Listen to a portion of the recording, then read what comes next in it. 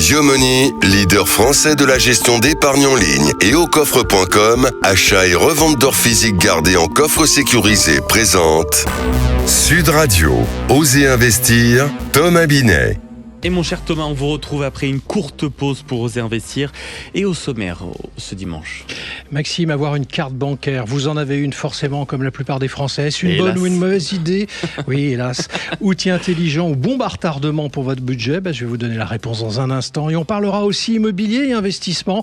Peut-on vraiment se constituer un patrimoine en partant de zéro?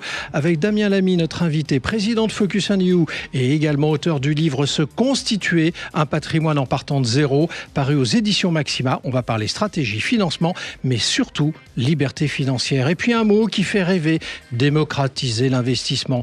Mais rendre un placement accessible, est-ce que ça le rend plus simple? On en parle avec Guy Marty, notre expert en gestion de patrimoine.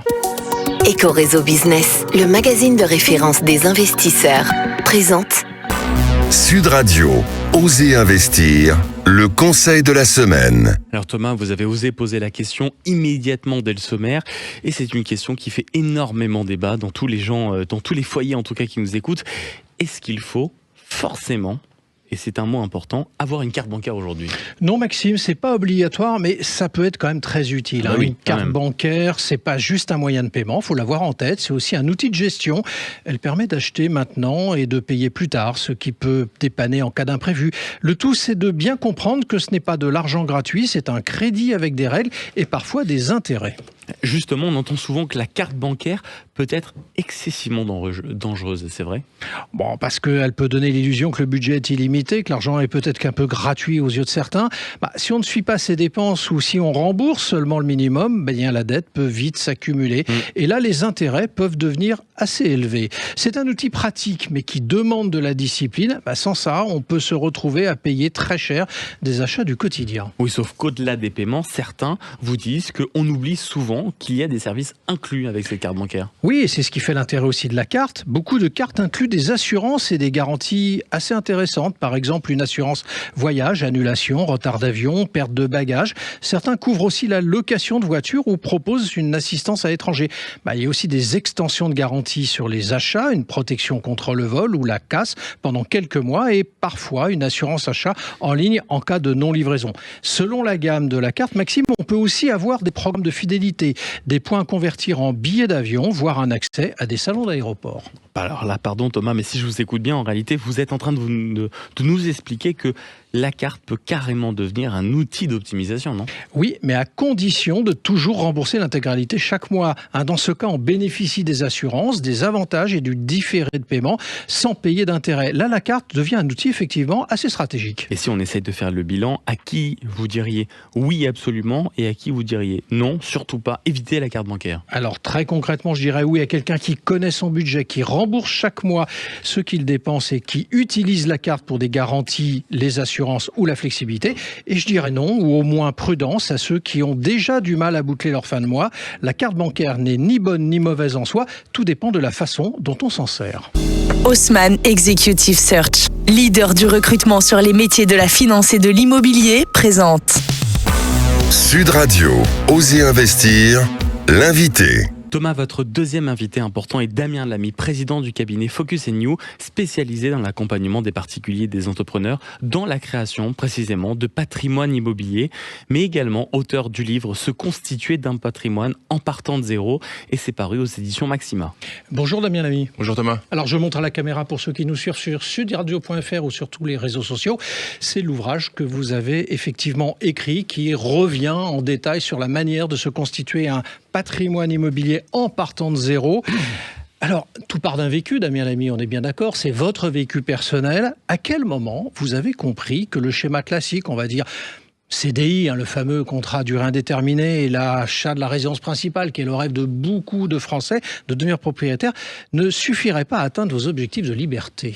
Tout simplement, mon cher Thomas, quand J'ai commencé un bon parcours en banque et j'ai acheté un 2 pièces et ma famille s'est agrandie. J'avais une femme, un enfant et au deuxième enfant, j'ai vu qu'avec mon CDI, avec une augmentation qu'on a tous les 2-3 ans en essayant de faire bien son travail, j'étais bloqué et j'arrivais pas à avoir plus grand et j'ai commencé à me former. J'ai transformé mon 2 pièces en un 3 pièces optimisé. J'ai fait 150 000 € de plus-value nette d'impôt et je me suis dit qu'en fait, il y avait peut-être une voie plus rapide que le salariat pour se constituer un patrimoine robuste et me protéger la famille que j'étais en train de créer. Donc je me suis mis dans l'immobilier tout en restant salarié, parce que ça reste un profil très intéressant pour lever de la dette. La France est un paradis bancaire, faut pas l'oublier.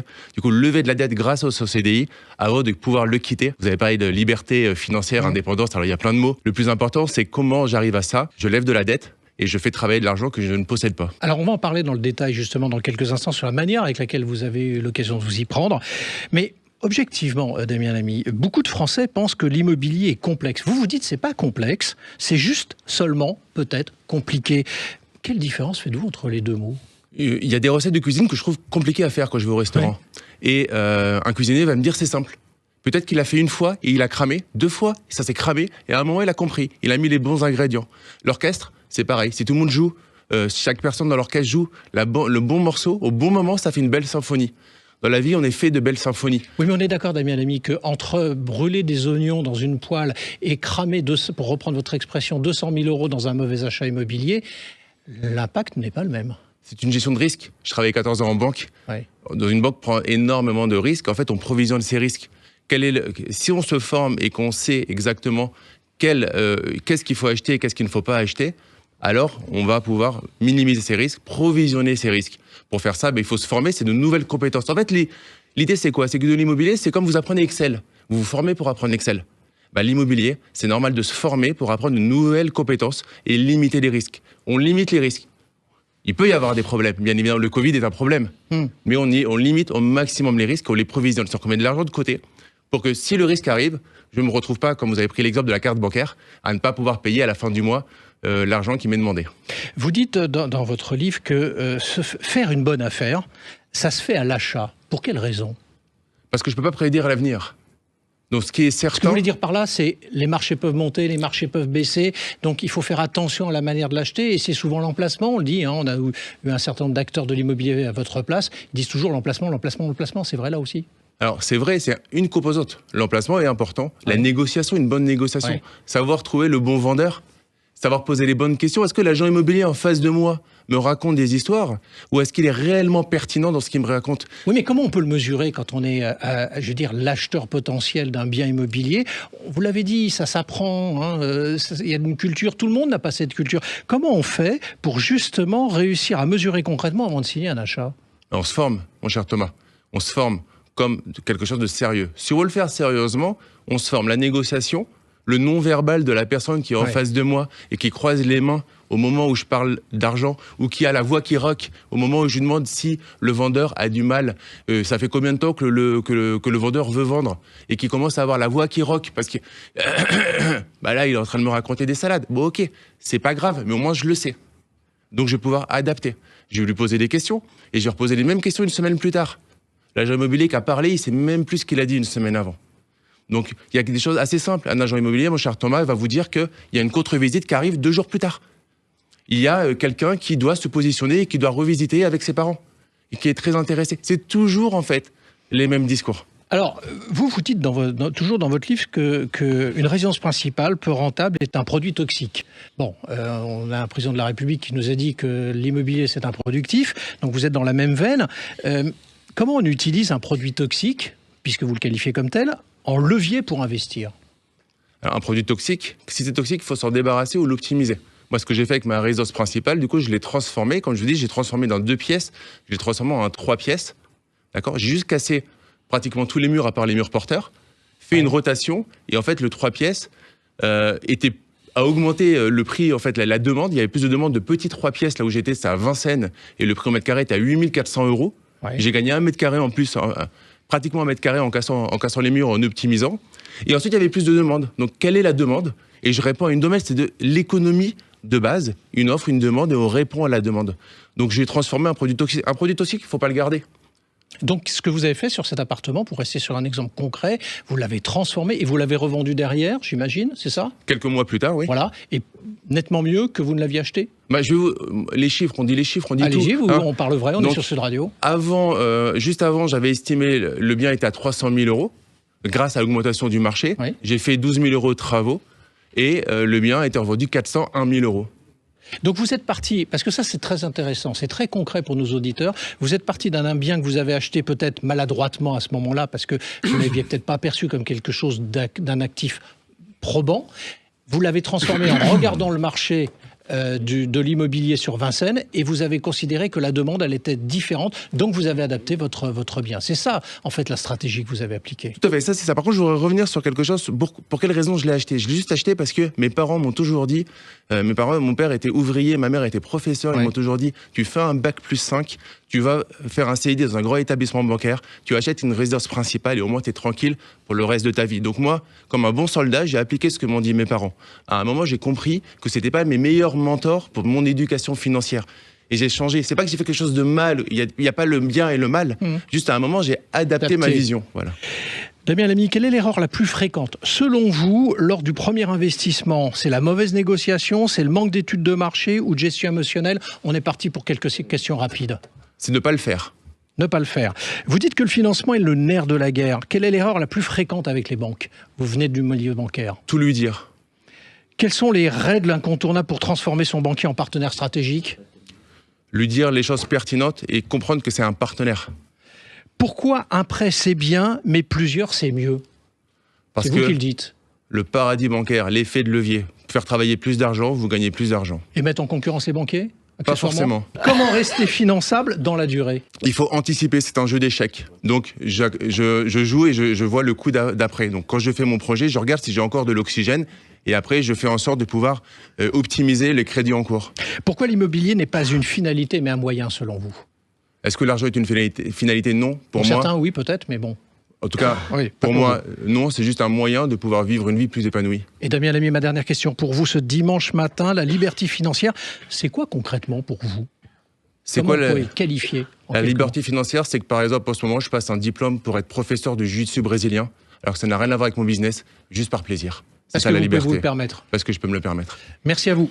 Merci beaucoup Damien Lamy d'être passé du côté d'Oser Investir, et je rappelle que vous êtes le président non seulement du cabinet Focus & New, mais également l'auteur du livre Se constituer un patrimoine en partant de zéro, et c'est aux éditions Maxima.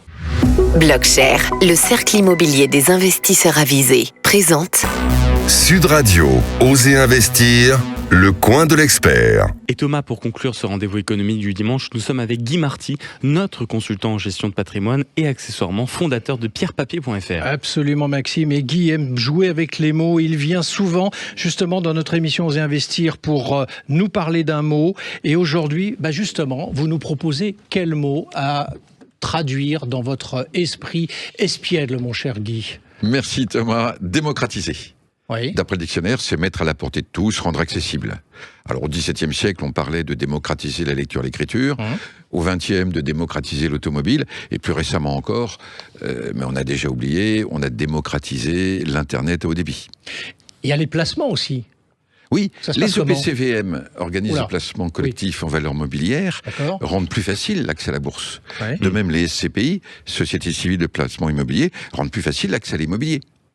Et les professionnels essaient de démocratiser toujours plus. Ainsi, par exemple, beaucoup de SCPI ont commencé à réduire le prix de leur part, parfois jusqu'à 100, voire 50 euros, parfois même jusqu'à 1 euro. 1 euro, absolument. Oui, pour permettre aux jeunes de démarrer plus tôt. Et en fait, ce mouvement permet de s'offrir une belle diversification, même si on n'est pas milliardaire.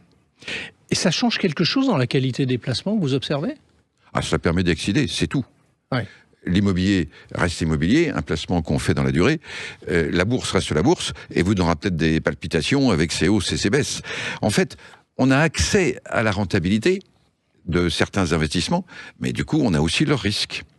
Autrement dit, avoir accès à est formidable, mais c'est là que l'aventure commence. Et en fait, le prix à payer est le même pour tous. Il faut s'informer, il faut apprendre. En fait, faire un placement, c'est pas la même chose que jouer à l'euro-million. Eh bien, on va quand même essayer de remplir quand même notre grille par ailleurs. Merci, mon cher Guy. Et merci à vous, mon cher Thomas Binet. On vous retrouve, comme d'habitude, dimanche prochain, si Avec vous voulez plaisir. bien. Sud Radio, Osez investir, Thomas Binet. Avec Yomoney, leader français de la gestion d'épargne en ligne, et aucoffre.com, achat et revente d'or physique gardé en coffre sécurisé.